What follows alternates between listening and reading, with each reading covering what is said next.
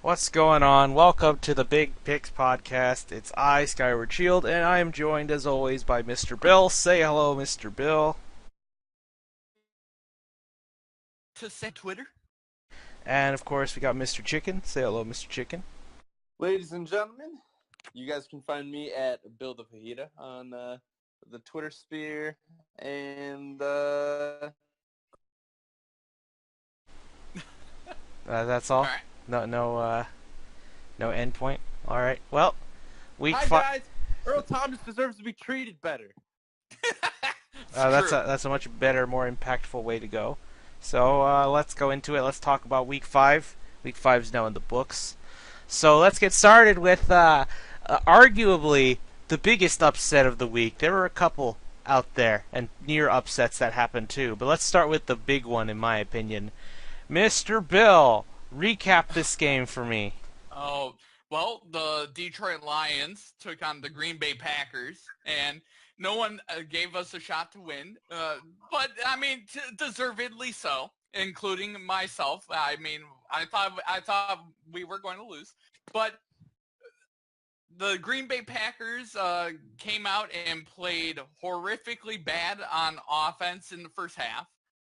They were fumbling the football quite a lot, and the Detroit Lions got out to a 24-0 lead on Aaron Rodgers. That was the first half of that game. Now, going into this game, the Green Bay Packers did not have any of their top wide receiving options minus Davante Adams, and Davante Adams had a big game. They had to abandon the run to Green Bay, and we still came out on top 31-23. It got much closer in the second half. Green Bay played really, really well on offense in the second half, and it was a tale of two halves for the Detroit Lions. They cannot put together a full 60-minute game minus that New England game. They just cannot do it, and it's been like that for the last 5 years. Now, there was a couple numerous kind of weird penalties that were happening in that game. None that I can really remember very well right now. But let's just put it this way: the refs were kind of dazed and confused. No real surprise there. But anytime you can turn over Aaron Rodgers, it's a good thing. He fumbled the football a few times. He was making some really poor throws in the first half. So I'll take it. A win is a win is a win. Amen. Yeah, that's gonna be a focal point for some of us, or for some of us this season. But Mr. Bill, I will tell you this, Mr. Bill. Kerryon Johnson looks like he's saying he'll be fine, but I'm actually a little scared if you're gonna run him again, because the sad thing is you're gonna be dependent on him, regardless of his health. I mean, here's the thing: they're not running Kerryon Johnson enough, in my opinion. I agree. He's a big back. He has the body for it. And the way he came down was a fluke way to come down with the football out of bounds like he did. So he's sort of hyperextended his ankle or knee or whatever. Yes. And it's similar to Saquon Barkley a little bit. Yeah, to me, it doesn't look like it's going to be that bad of an injury. Well, you have a bye week now. To go in. Yeah, I mean, and that's the other thing. We're going into a bye, and he says he's fine, but we need to run him way more. We got away from the run in the second half of that game, where you step on the throat of an Aaron Rodgers-led team. You run the football, and you pick up first downs, and you keep him off the freaking field. Yeah. We didn't do that enough, and they were marching up and down the field on that defense. But can we talk about Mason Crosby? I mean, he missed 5 kicks. 4 field goals and an extra point. There's a reason why they went for 2 half the time, because it was a really bad situation. at a point, I felt bad, but not after we won the game. So, I mean, I feel bad for the dude, but you know what? We won. Oh, well, goodbye. We had kicking problems 5 years ago. You guys can have some kicking problems. You've won enough Super Bowls in the last 20 years. Yep. Mr. Chicken, do you have any takeaways for this game yourself? Aaron Rodgers needs help. Yes, he does. Aaron Rodgers needs help. I say he needs help on both sides of the ball. The defense needs to step up I too. was going to say, 52 men around him, plus his head coach, arguably one of the worst head coaches in the league at this point in time. Oh, it's I mean, it's funny how they still think he's gonna take them to the Super Bowl, but I'm okay with them being a little They delusional. don't. They really don't. Like, hey, Because let they're him keep terrible. him. Let him keep him. It's fine. We should not be wishing for him to be fired if you really don't want to see Aaron Rodgers in the Super Bowl again. You gotta be I like, it's feel okay, for guys. It's like how Aaron all the NFC East I'd people love are to like, see I'm the okay best with quarterback. Jason Garrett as the Cowboys coach. Listen, I would love to see, no offense to, people who hate the Green Bay Packers, but I would love to see Aaron Rodgers in his prime make the Super Bowl again. I think would be great for football. I mean, it's definitely good for the sport, and I agree.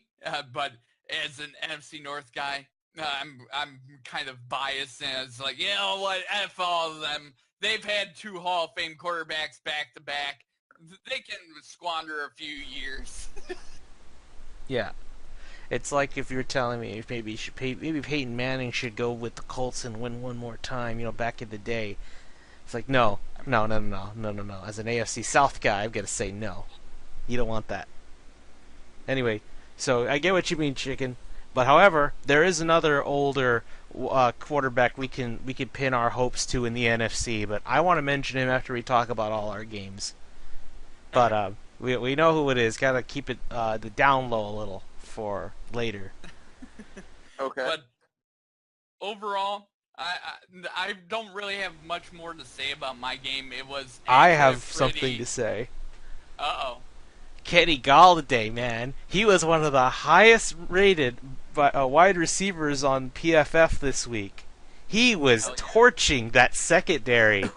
Kenny Galladay's been stepping up in a big way this year, and he's got smooth moves, man. Keeps that up, he can take the spot as the number 1 receiver, and Golden Tate and Marvin Jones can do better as the second and third. I'm His going name is to. literally Kenny G. There's one thing I do want to mention though is the score would have been even worse if Marvin Jones would have come down in the end zone with a catch for a touchdown. It would have been like 35-23. So I just want Marvin Jones to catch the football in the end zone. That's twice in like 3 weeks that he's dropped a touchdown in the end zone, and we can't have that if we want to beat high tier teams such as, the LA Rams on the horizon. Oh, they're coming. The Seahawks are coming to your door too. So have fun with that, Mr. Bill. But I will. yeah, you can have your schedule's gonna get a little worse. So that's what makes it worse. That the fact that you lost to the Jets and the Niners, that you kind of needed those wins to stay relevant because the next games are gonna be worse. Well, that division, our division could go any way right now, so it really doesn't matter right now. I mean, the Lions could literally win any game. And they could literally lose any game. They get mollywopped by the freaking Jets, but then they put the nice hard dicking down on the freaking Patriots. Yeah, Who are the Lions? I think they play down to their competition, and they're really good against a really tough team. What are you, the And Patriots? I Or not don't Patriots, know the Steelers? I don't know what is going on with this team this year, but it's like the flip of what typically happened in the past. In the past, they were typically really bad against good teams and really good against bad teams. Yeah, well, it's going to be interesting when they start going down the road or going on the road and playing tougher teams, because that's going to tell me where their true character lies, because they haven't beaten a team on the road yet, have they? I don't think they Uh, have. They've only beaten the Patriots and the Packers at home. Also, gotta love how for those two wins they played Africa and they won. Perfect. And the audience picked that too, so that's good. okay. Yep. Wait, they're playing Toto's Africa Yeah, Detroit home games right now? yeah. I don't know why. It What works. the hell's going on? It's a Detroit versus everybody city, and that's our freaking. I mean, it's either Detroit versus everybody or freaking Welcome to Detroit. One of the two songs would be perfectly acceptable. Let's not go to Toto's Africa. But Hey, I if don't it's think gonna I- get you means wins, rock- Mister Bill, you take it. I guess I'm not what superstitious. I'm not superstitious about things. Hey, it's still a good song in my opinion. But are you a little bit vicious? Oh man. I'll do whatever I got to win. But anyway, speaking of other games, Mr. Chicken, how Yep. about the Seahawks? That was surprisingly a better game than anyone could have anticipated. Honestly, that was a fun game to watch. You know, it's a good sign moving forward. Seattle's offense, which has been stuck in neutral for the entire season thus far, and that's even without Doug Baldwin right now, because Doug Baldwin was technically on the field, but he had like one catch for 1 yard. Tyler Lockett really is butting into his own. Plus, we had this rookie. I think last name is Moore, and he had a pair of touchdowns himself. The defense was always gonna give up big points to the Rams. No Earl Thomas against the number one offense of the century.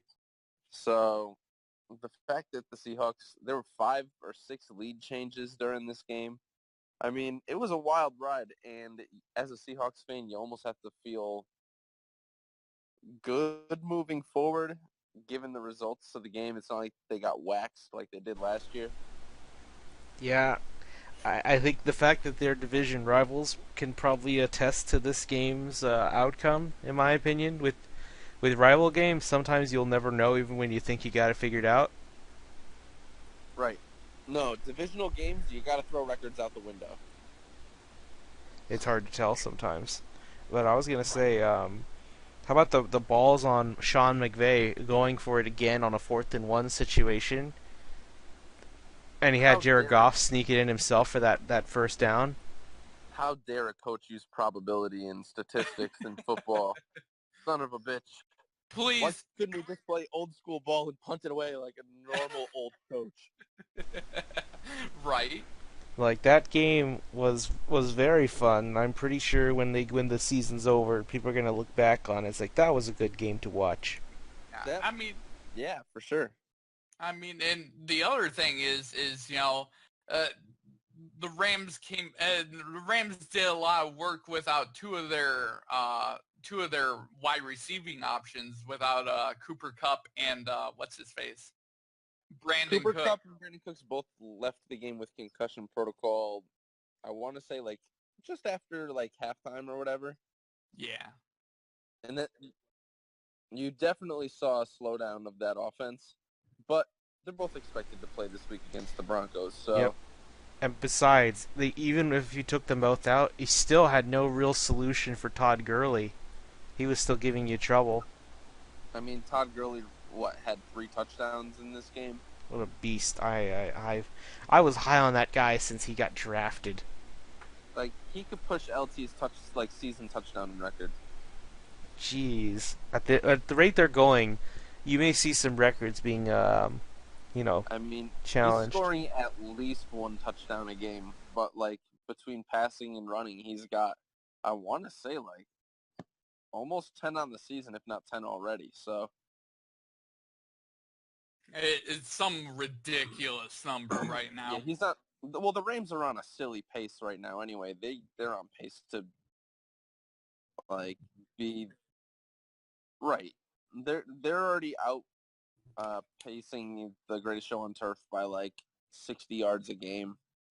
which is really crazy if you think about it. Oh yeah, that's what everyone wants. Rams Chiefs right now. I feel like one of them's not gonna make it to the show, but still, it would be pretty cool if it did happen. I But mean, we'll be talking about that game a little bit later, but we already have a preview of probably the AFC title game in this week. And we do have a possible Super Bowl matchup this week as well. oh yeah, no, but but I believe the Rams and Chiefs do play each other later on this year, They so do. that's Yeah, gonna be November. fun. You know they're Oh, gonna be yeah. hyping that one up. Woo. I want to try to get tickets to that game, boy. Oh, isn't it? Where Nice. I think It's in LA. Oh, it's in L.A. Oh, now it's actually going to be good. Because if it was in Arrowhead, I would have gone Chiefs. But now I'm actually a little torn.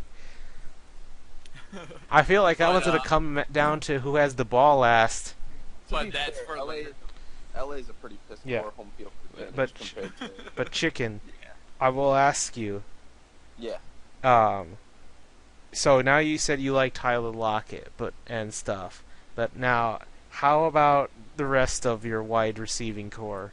Do you think they Who? can keep up? What wide receiving core? Yeah, exactly. So okay, but Russell Wilson's dumping the ball up to Mike Davis more than he is throwing to any wide receiver. But he was hit.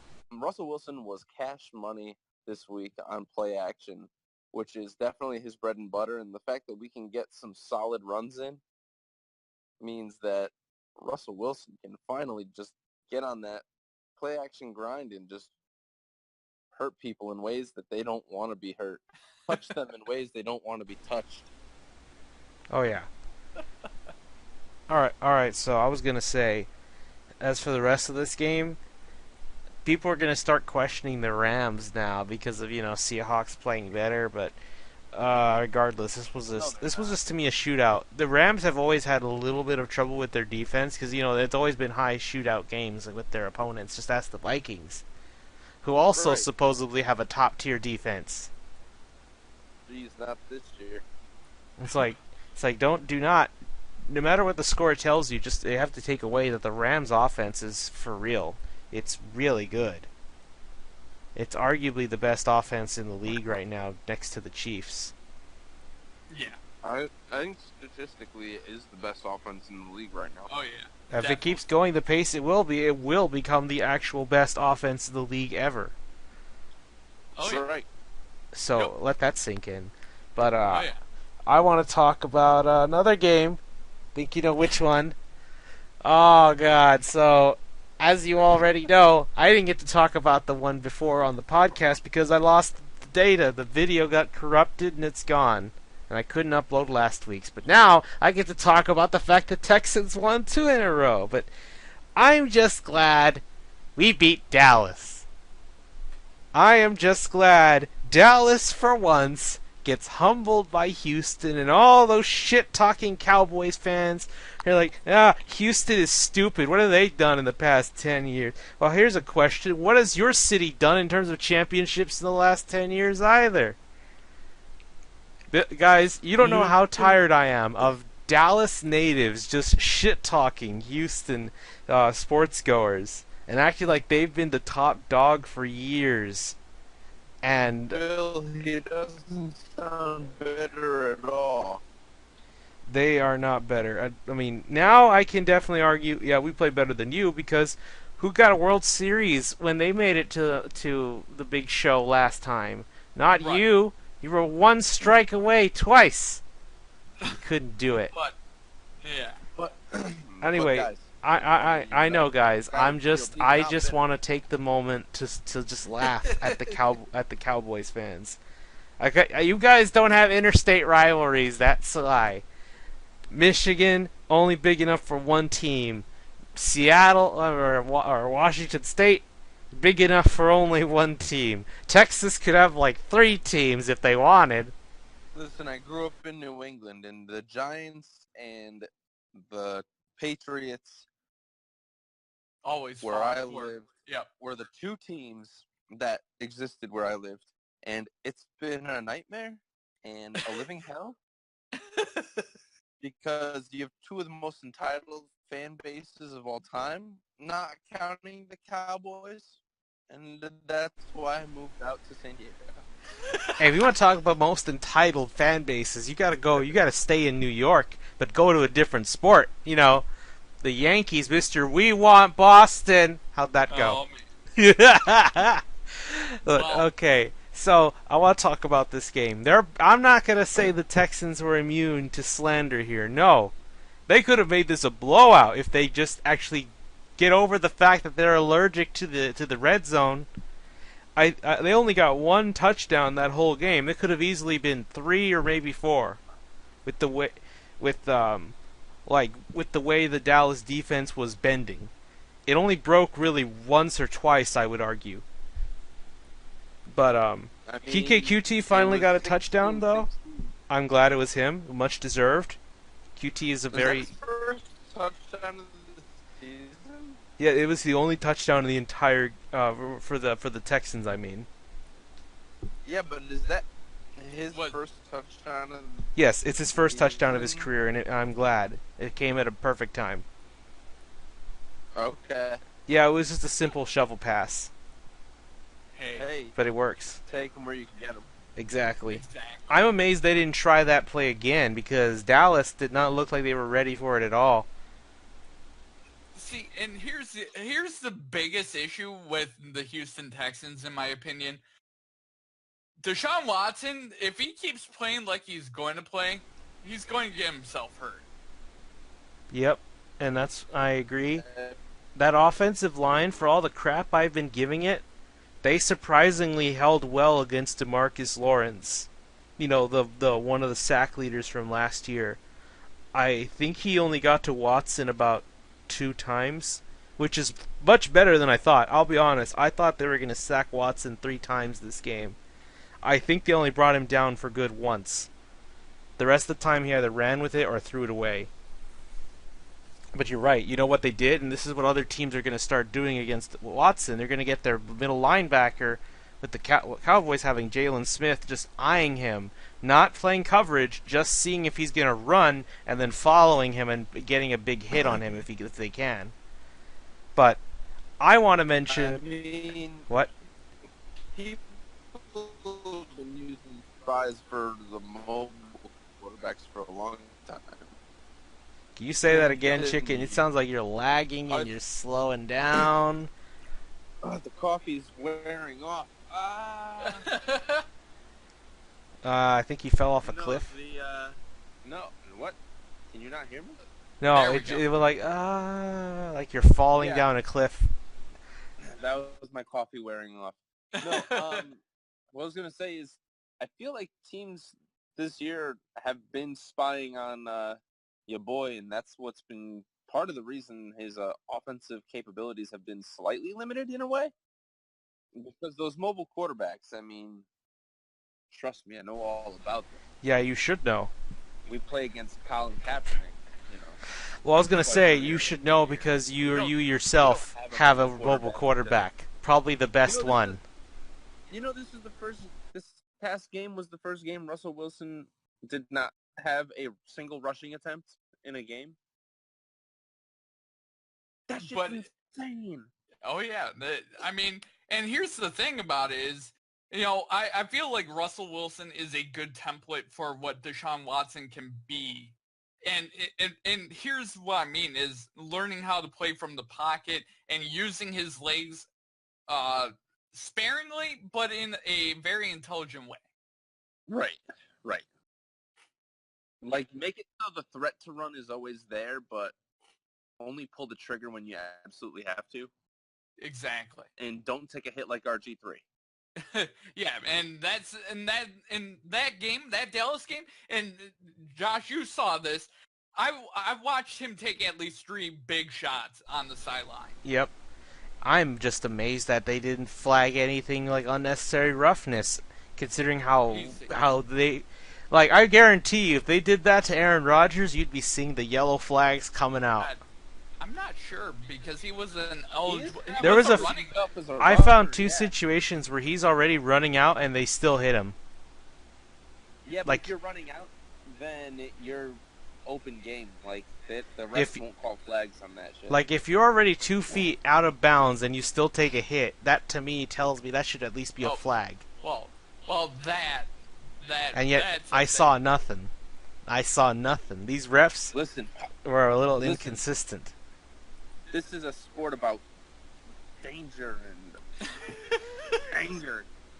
If you're not seeing a dude get pile driven into another dude, is it even football? Either way, the run game was dead, though. No Lamar Miller, no run game. Alfred Blue had some moments, but I was like, just give up on the run game, guys. It's not working now. Like, they were... I would. I mean, you could argue Deonta Foreman, but that kid's never healthy. But Lamar Miller, they had him there, but I think he was just an emergency only. But I'm pretty sure we may see him next week. If he was barely in for today, I expect him to maybe get a few more snaps next week against the Bills. But we'll see. I wanted to mention one really boneheaded play. The decision at the end of the half to go for it on 4th and goal instead of taking the field goal. If you took the field goal, we wouldn't have overtime now, will we? It would have been 19-16 game over on the spot. That's what we call a Bill O'Brien. Bill O'Brien makes, like, if you think that's bad, okay, somebody was like, oh, it's okay, the decision was right to go for it. Okay, then why do you go shotgun on 4th and goal inches from the end zone? Can't you do a QB sneak? And he tried a QB sneak the next time. It didn't work. But Bill O'Brien is what we in the business like to call a below-average head coach. it is. I really want a offensive coordinator who knows how to work with Watson or a new head coach. Because, yikes. Don't worry.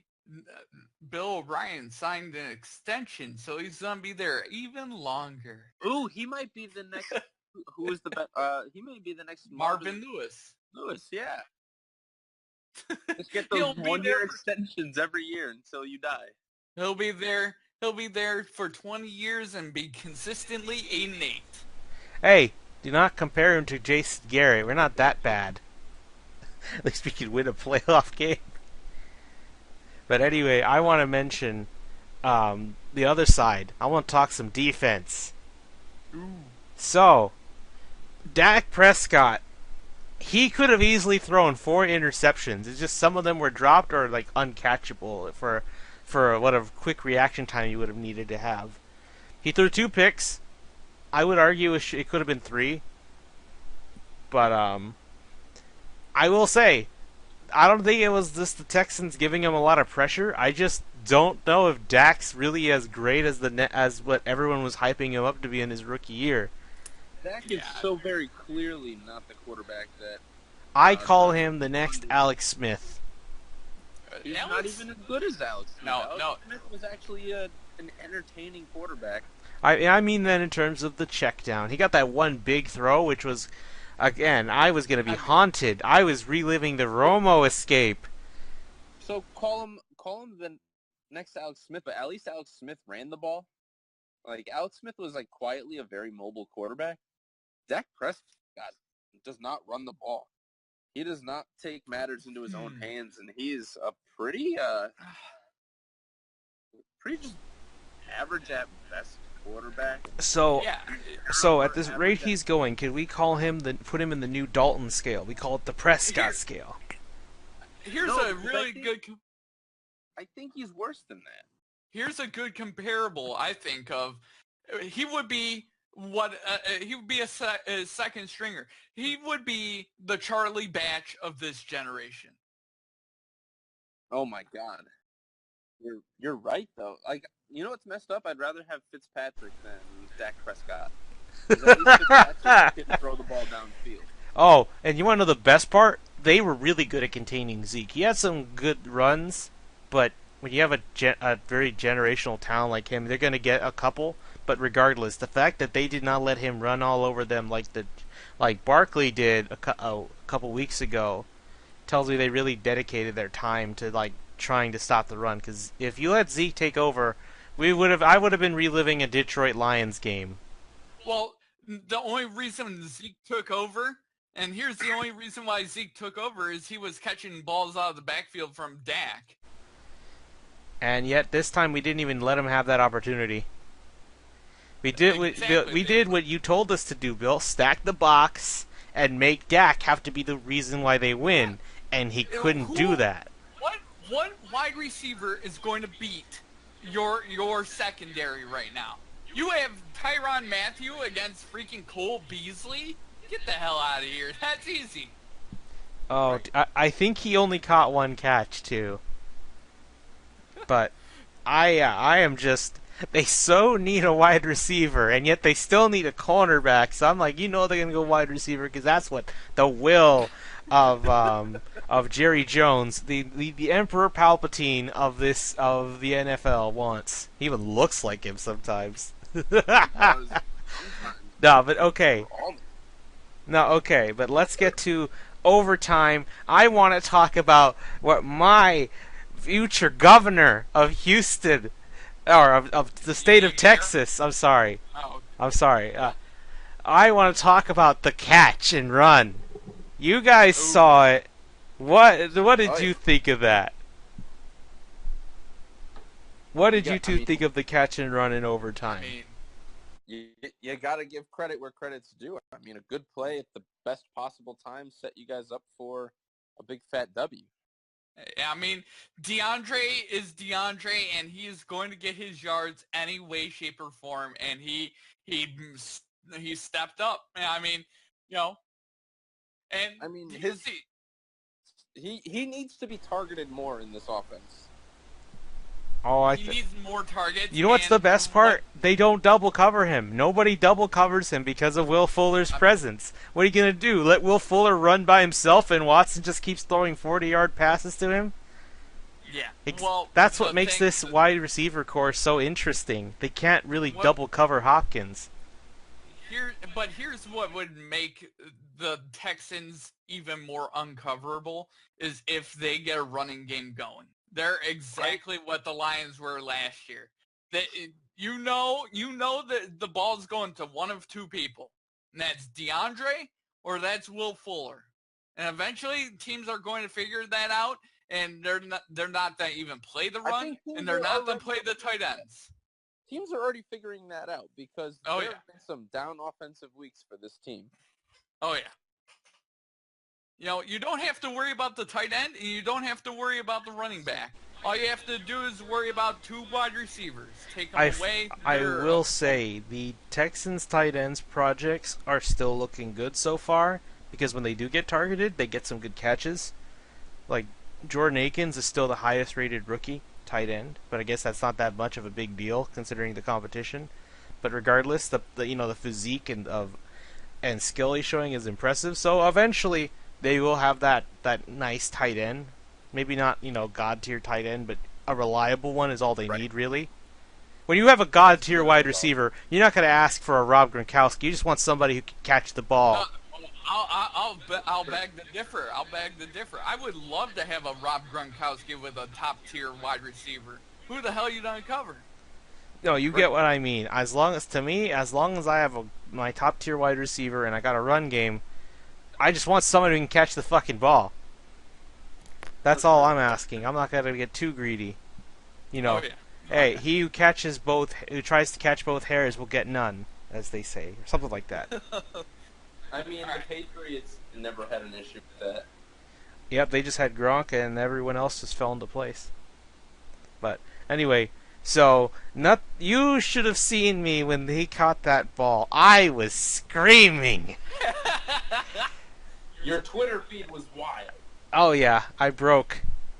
Also, okay, there's one thing I also want to mention for the before that. The 4th and 1. This is the complete opposite of the Colts. What they did last week. Remember how the Colts went for it at 4th and 1 in their territory instead of punting it, and they failed. And then the Cowboys punted it when they're 4th and 1 in the Texans' territory. And here's the best part: they have Zeke, the best running back right now, and they still didn't go for it. That's such a Jason Garrett move. Oh my God, Jason! Again, the best thing that can happen to the Cowboys this season is For them to be so bad, they have to fire Jason Garrett. Yep. And yet it doesn't I- matter. Because good old Jerry boy. Although, you know, it's the best part. Because of this big deal, you know, Texans beating the Cowboys, for once, Jerry Jones had to throw Jason Garrett into question and throw him under the bus a little bit. Which was fun. Because right now it's technically bad PR for Jason Garrett. Yep, and if it's bad PR for Jerry Jones, then he gets involved. Because he's looking right now, Jerry Jones looking like an idiot. But I will say, my favorite little memory I've had for the past few years. I remember when Hopkins was still on the rise, and you know I've been on his bandwagon for years. Mr. Bill could attest to that. I've been saying this guy's a top tier wide receiver for years. Hey Bill, if you're still there, can you attest to my testimony that I've been hammering the table? Yeah, you've been on the bandwagon for a while. Yes.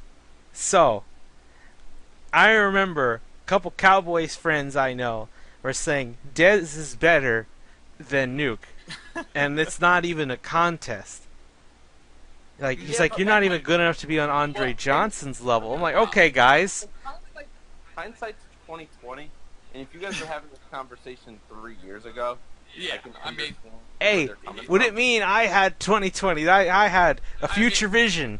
Well, here's the issue is 3 years ago, Dez was on a whole different planet, and he was playing at a whole different level than what he currently is playing at. Whereas DeAndre is playing at a much higher level than where he was at. So, I mean, I can see where they're coming from 3 years ago to right now. Yeah, but think about it. Right now, how much has it changed?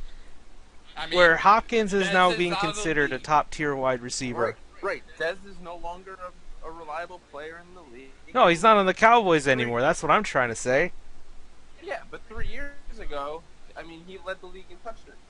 Yep, and now Jerry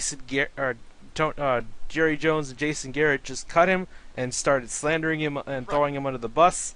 It's But, funny how a lot I mean- changes in those years. Oh yeah, I mean, and- but that's how the league always what have you done? Well, that's just how the Cowboys always are. They love drama. but anyway.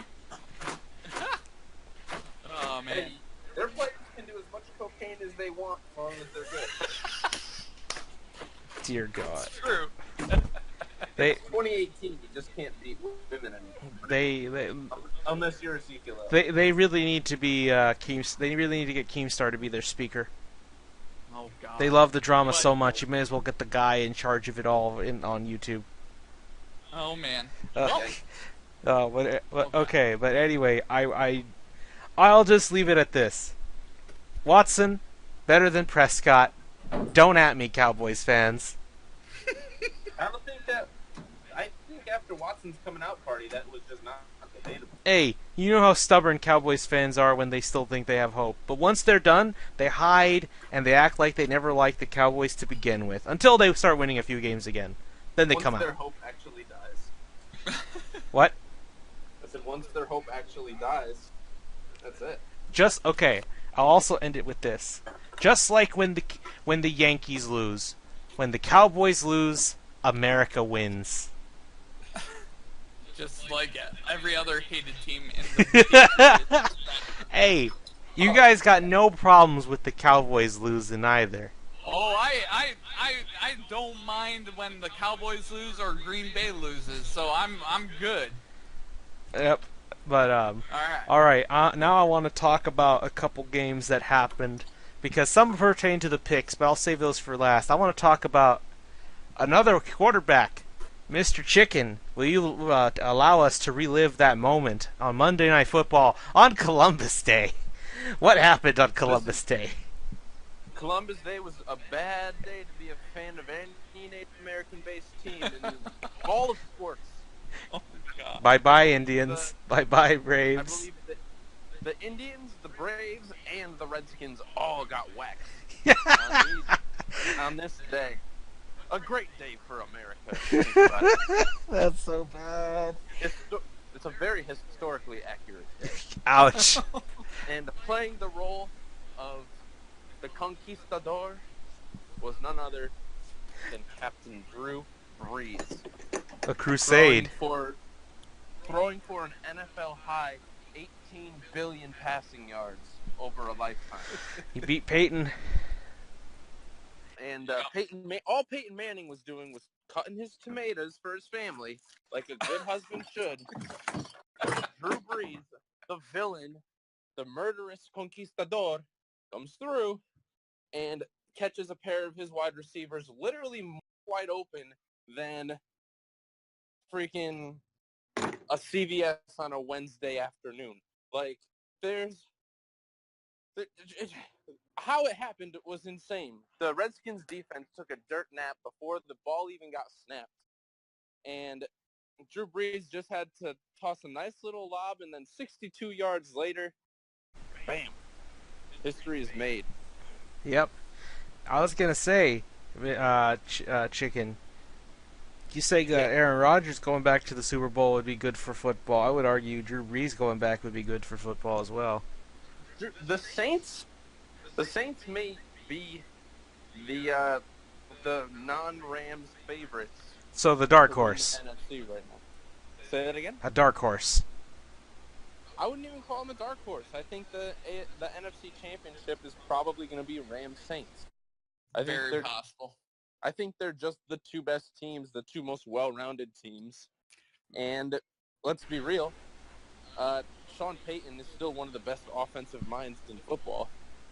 Yep, but then he's going to take on the other Sean, the young gunner, Sean McVay. Listen, I'd love to see Sean versus Sean. Yep. Only one Sean can win. I got my money on Sean. Do I hear money for Sean? Oh, man. See, you may be taking Sean in this matchup, but I'm definitely going to be taking Sean in this matchup. Oh, that's good. All right. Okay, so let's go talk about some of the picks from last week because, as I mentioned, I didn't get last week's done because of corrupted video files. So, okay, let's talk about the games we did pick. So, starting with our games, we all picked Green Bay and lost. Yep. And then we went to Cleveland and Baltimore. Chicken and I picked the Ravens. Bill picked the Browns in a big spot, and he won. Yeah, good overtime win, Cleveland. It seems that's the only way they know how to win, too. Just like us. I think they've been in 3 overtime contests. I think they've been in 4. Like 4 out of 5 games. That's insane. How dare Cleveland be so fun to watch? Think of it this way: the Browns could be 5-0 if they just had better kicks. Oh, the Browns absolutely are a couple special teams plays away from being 5-0. That's just painful. But hey, can't be a Browns without a few bad moments here and there, I guess. I mean, to be fair, the kick that went through in overtime was a knuckleball that was wobbling all over the place. So, I mean, it was almost a very Browns way to finish that game. It looked like a wild pitch. And I also feel like the Browns historically have always given the Ravens bullshit, even when the Browns were absolute trash and the Ravens were godlike on defense. Yep, they typically give both Baltimore and Pittsburgh a lot of issues. Yeah, though the Bengals usually have been consistently just riding them, making them look like jokes. Well, here's the thing. Like, the AFC North has always been like a rock, paper, scissors type matchup. Oh, yeah. Where, like, the Steelers own the Bengals own the Ravens own the Steelers, for the most part. Yeah, and then the Browns just mess everything up. Like that wild card, like, retarded, redheaded stepchild that they're just like, just the Browns. They may steal one off one of us this year. Watch out, don't get spooked. But now they're spooky. So watch out. Yeah, the North is going to be a very, very fun division to watch. The AFC North may be the best division in football. Yep, maybe. I mean, we'll see. I suppose we'll see. I could also argue the AFC South is not too far behind, like 2 or 3, because it's still very competitive. Just not the Colts. Sure. Titans and Jags are not like. 'Cause remember, AFC South, everyone but the Texans won, and in the if you want to know what's a bad division, last week you had the NFC East, where all of them lost. Oh, and speaking of, we had Vikings Eagles. For some reason, all the pundits went Eagles, but Chicken and I had the power of foresight, and we picked the Vikings. Listen, the Vikings were due for a good defensive game. I'm sorry, And- Bill. You picked the Eagles. I'm sorry. Hey. Wow, way to just be one of the crowd. you sheep. Well, somebody would have caught on. I might as well apologize It's not ahead like of time. we all took Green Bay in a landslide or something. Well, yeah, we all did, and we all paid the price. So we, To be fair, I'm gonna keep picking against the Lions if it means that I'm gonna win games in real life. So right, I'm cool exactly. with it. I'll trade a bad pick on a podcast for a win for my team in real life. Hasn't panned out for me yet, but I'm glad it's helping at least one of us out, Bill. yep. Oh yeah. And then the other games we did, Seahawks, Rams, that one went to, we all picked the Rams. We all got that right. So we got a universal L and a universal W. Okay. And the other one was, Kansas City and Jacksonville. yes, and Chicken and I picked the Chiefs, who are 5-0, and they pretty much Yep. Fortnite their way to victory again. And I went with the defense, but I mean, you can't win games with Jalen Ramsey Blake got Bortles humbled. you can't win games if Blake Bortles is throwing the football into his own lineman's back of his Jeez. head. That's just... Did you know minus the Super Bowl where the Seahawks beat the Broncos, aka the greatest Super Bowl of all time? Every time the number one offense has played the number one defense, the offense has won. Yep. And this week was no different. And honestly, it was the Chiefs defense that kind of saved the day. Oh, yeah. But to be fair, the Bortles was kind of doing it to himself either way. Right. I mean, Blake Blake Bortles is the Achilles heel of that team. Yeah, why do you think I said I wasn't afraid of them, and I never will be? I mean, Right, I just don't see them being truly Super Bowl worthy. And besides, in the AFC now we know what teams can beat him. The Titans and the Chiefs. But I always knew the Titans could do it. You get to play him one more time. I get to play him twice. We're going to play him in two... Twice. I think we play him next week, actually, not this week. You guys noticed that Jalen Ramsey's been a little quiet lately? Oh, yeah, he got humbled after talking shit to Tyreek Hill. The cheetah just... Tyreek Hill didn't even have like a good game either. I know, he just got one touchdown on him, and that was still a good touchdown, I might add. Oh, yeah. And I'm going to point it out. The only time that Jalen Ramsey made to cry was after a Detroit Lions win. So. Oh yeah, don't forget, Bill. You get that. We know who the better cat is. But continue. Then the last game was, what were you gonna say, Chicken? It sounded like you were gonna say something. Oh no, I think that was all 6 games. No.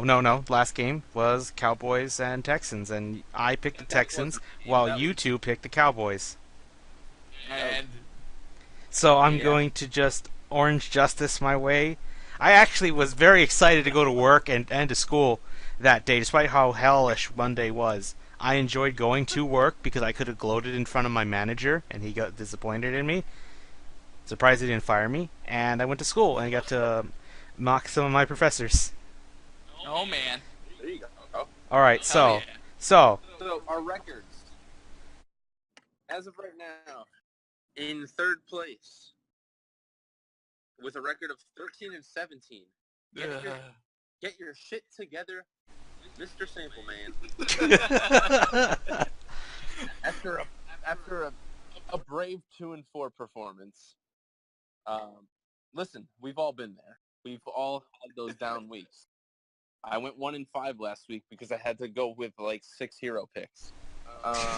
Hey, 2 of those you changed on your own. You could have stayed and went 3-3. I should be 3-3. This is why I have to just go with my gut from now on. But you're 13-17 and tied at the top. In 2nd place, because his name comes 2nd alphabetically, is Skyward Shield with a record of 15-15. And your boy at the top, Bill the Fajita. He's in record of 15-15. We'll see how that goes. But hey, I came back strong with the 4-2 week, and that was good. Yeah. Guess what? I'm only still 2 games out, so I'm good. Hey, I'm just happy I got a positive record. I've always been going 3-3. That's why see where I'm at. We are Chicken and I are like the Dallas Cowboys, just middle, 8-8, or in this case 15-15. And I'm a tip. Don't you worry. See, I'm very Detroit Lions right now. Always mediocre and The occasional big always win. expecting So, more. so are you just like aiming for a 7-9 type season right now? If you're attempting to go last, Apparently right now. yeah. I mean, hey, Chicken, if he doesn't want to win, we're not gonna be opposed to that, right? Hey. Well, speaking of attempting to win. All right should then. we start trying All right to win then. now? All right, let me get the We quote. got 6 games to talk about. All right, Right, I yeah. gotta get the quote ready. You know it. It's always got to be that way. Mr. Bill, are you ready for the Pick 6 segment? I am ready, and here we go. The first game that we're going to be talking about, the Carolina Panthers at the Washington Redskins. All right, I'm gonna go the Dabbers. Let me be honest. I know the Saints are looking really good, and they are, but the Panthers are pretty good too. They're playing pretty well, and Graham Gano with that 63-yarder tied Matt Prater's kick.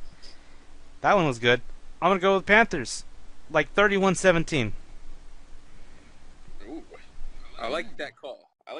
The Panthers have probably been more consistent on both sides of the ball than they have in the last couple of years. Cam Newton is having a career year for accuracy under new offensive coordinator Norv Turner. And, they finally are unlocking the potential of Christian McCaffrey, who's basically just a white Alvin Kamara. True. So I mean, they are like quietly one of the best teams in football, and I think that the Redskins just don't have enough coaching and offensive firepower to really make that much of a difference in this game. The defense is milked. It's better than it was this past week, but it's still not like a top tier defense.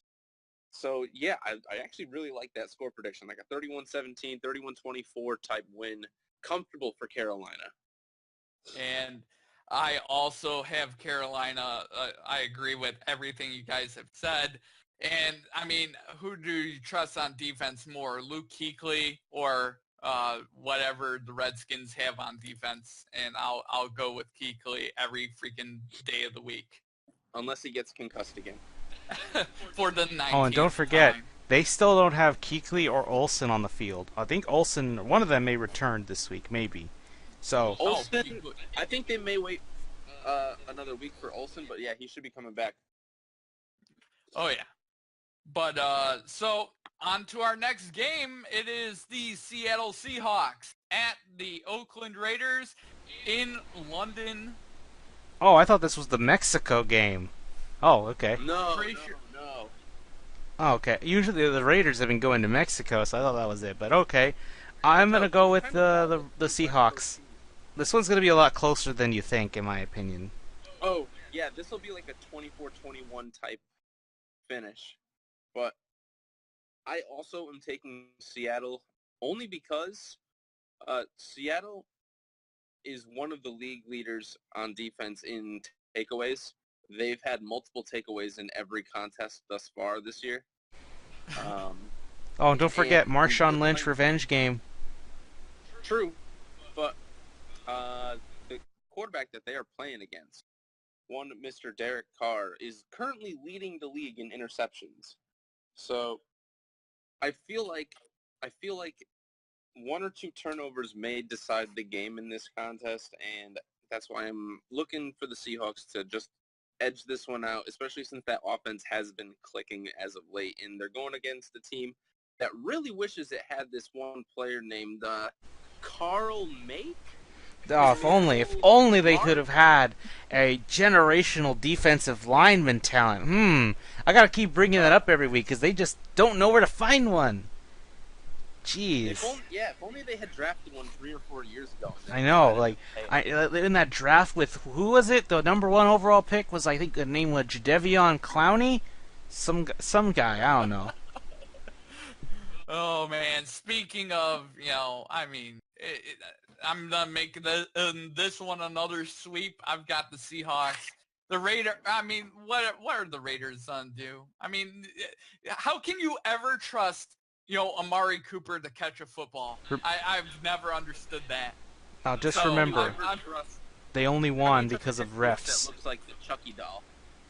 Their only win was because of the refs were on their side. I mean, they were wearing black too. Shouldn't be surprised. Oh shit. Conspiracy. I just want to poke fun at the refs because they're dumb sometimes. Alright.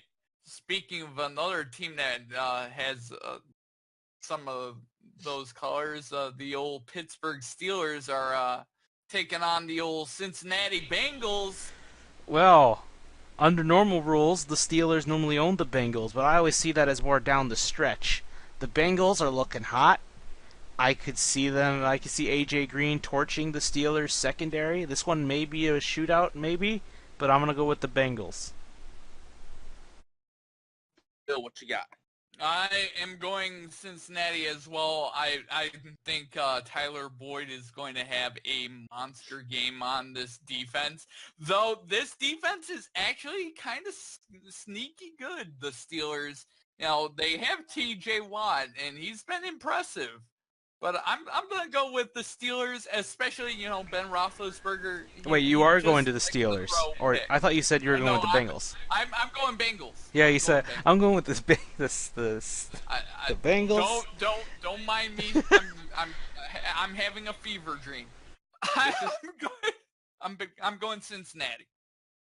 So, this is why I hate picking last right now, because I hate setting up a sweep. But god damn it, I'm picking the Bengals to win. They're too hot to trot right now. Chicken, remember, you got to stick by your guns. You said for a bold prediction that they were going to be the best team in this division. I did say something about rock, paper, scissors, though, earlier. I know, but you also said at the beginning of the year that the Bengals were going to be much better than we all anticipated. That's why I'm picking the Bengals. Stick by your wild AFC brothers. Listen, whatever the over-under on this game is, take the over. Because Antonio Brown versus A.J. Green this week is the only matchup that matters. Because neither defense can stop fucking anything right now. So, I love Cincinnati in a shootout, and Andy Dalton is living his best life. So, as long as he continues to do that, they're good. The Steelers' defense is still missing Ryan Shazier 2 years later. Yep. Well, and let's be real, like Big Ben could really use a nice healthy dose of Le'Veon Bell in his life. Yep. You have to wait till week 7 for that, though. We'll see. Well,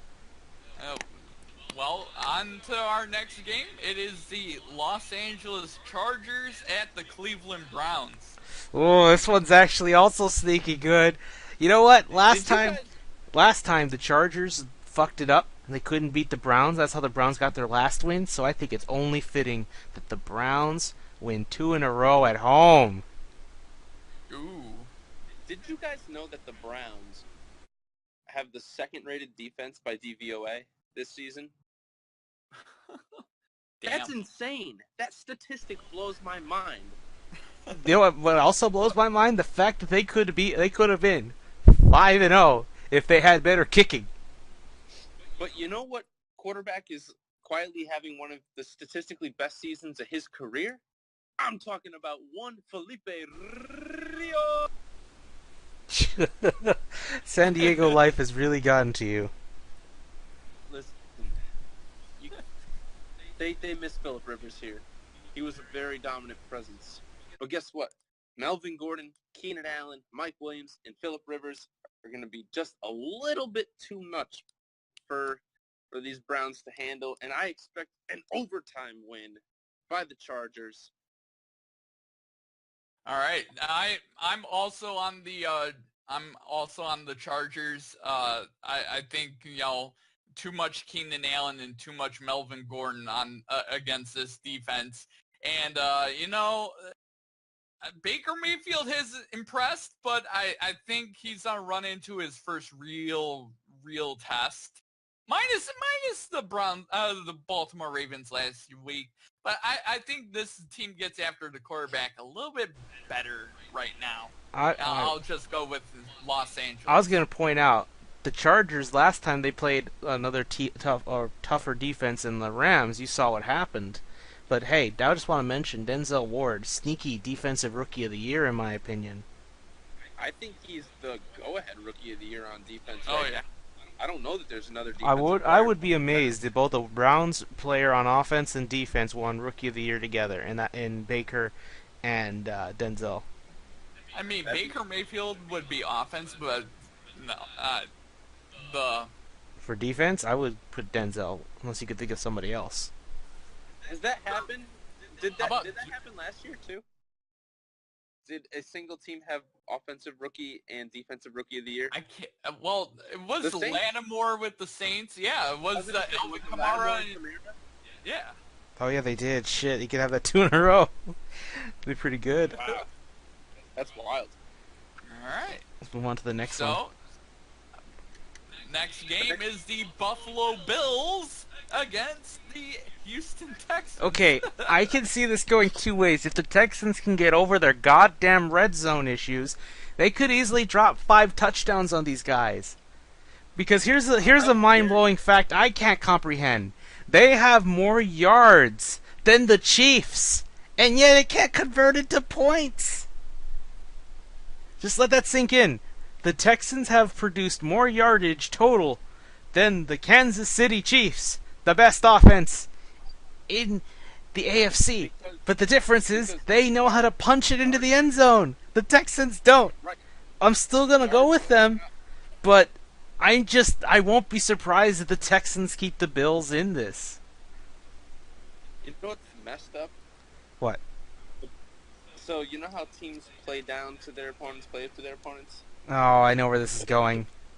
Whenever the Bills are expected to lose, and lose handily, they end up whipping out, like they're like that retarded guy, but with like the giant dong. They're gonna whip out a giant dong and just smack these Houston Texans for no reason. It'll be like one of those games that means nothing in the end of the day, and at the end of the day, the Bills are gonna be like a 6-10 team. But this will be one of those games where people are like, in what world do the Bills deserve to be a 10-point underdog to this Houston Texans team when they just beat the Titans? I'm going to take the Bills here because I just can't wrap my mind around like how people are still dogging the Bills as one of the worst teams in the league, and yet they beat both the Vikings and the Titans this year, 2 teams that are borderline respectable. I would also argue at the same time, you notice how when they came out and beat the Vikings, they just got their asses handed to them by Aaron Rodgers. And then the next week they go and beat Mariota. I feel like they're just going to go back and forth between big win, big loss. Listen, it's almost as if they have a rookie quarterback who's inconsistent at worst, and his upside is insane at best. He does have upside. Honestly, I feel like the Bills' defense is all you got to worry about right now. Listen, Shady's supposed to be healthy this week finally, which could be a huge boon for this team. I'm taking the Bills in an upset win. Ooh, see, I've been waffling on this pick a little bit, but I feel like this is going to be a really close game, and I don't truly trust the kicker of the Texans because I really do believe it's going to come down to a field goal to win. But I'm going to pick the Texans and just be totally stupid. It's just too close. I don't think this is a blowout at all. I think the Bills' defense is very underrated. I'm just saying, if they get their red zone issues together, they could blow out a lot of teams with the way they're playing. I mean, look at what the Bills actually did to the Green Bay Packers. They kept them out of the end zone for a majority of that game. It was only Right, 22-0. It was 22-0, but Aaron Rodgers, they held him in check that entire game. So Tre'Davious White is having a great year. I'm cautious. I'm cautious on this game, and if Deshaun Watson runs the football all over the place, I'm definitely afraid of that happening. He needs to stay in the pocket, throw the football, and they need to get a running game going. But They should be I'm able done to. picking Lamar the Miller Texans. should be healthy. Now, I'm done picking the Texans, but just barely. all right then, we got And one more. Our last game. It is the Kansas City Chiefs at the New England Patriots on Sunday Night Football. The matchup of the century. The matchup of the century. Probably an arguable AFC playoff game. I'm gonna go with the Chiefs here, but however, I will note, will any of us really be surprised if the Patriots win this? Like, let's be honest.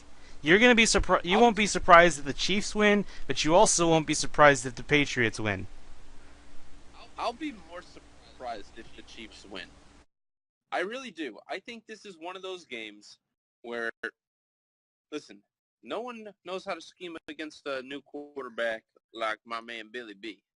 Now, Billy B here, what he's going to do is he's going to confuse young Patrick Mahomes. And the Patriots are going to come out in red uniforms, already throwing them off. Then, he's going to make Pat Mahomes chuck 3 interceptions. 3. And the New England Patriots will blow the doors off of the Chiefs this week. Book it. Final score, 38-17. Oh, man. See, you know what's going to surprise me about this game is if anyone plays any defense. That's true. That's true. I mean, legitimately, I'm another game that I kind of waffled on. I think it's going to be a shootout. I think it's going to be one of those 45-42 games where the team that has the ball last is going to win. They both have pretty reliable kickers in Gostkowski and Butker. I just can't go away from New England, though. There's something about Tom Brady in October. He just doesn't lose in October. So, am I basically having an upset of the week as well? It's not like, all right, here's the thing. New England is only favored by 3.5 games, or 3.5 points in this game, which is maybe the lowest home favorite of the Patriots since like 2002. I mean, and the New England Patriots have historically gone like 7-1 at home in their last couple of years, but I think they already dropped one at home. So, And we'll see, I guess. All right then, all 6 games are locked up. Now we just wait for Sunday. Thankfully, none of our teams have a Thursday night game, so we don't need to cover that. Oh, and Bill's team is on bye, so that's good. Right, Mr. Bill? You guys need the Yep. rest? We need the rest. Carry on needs some good old-fashioned rest and relaxation. All right then. Do you guys have anything else you want to add?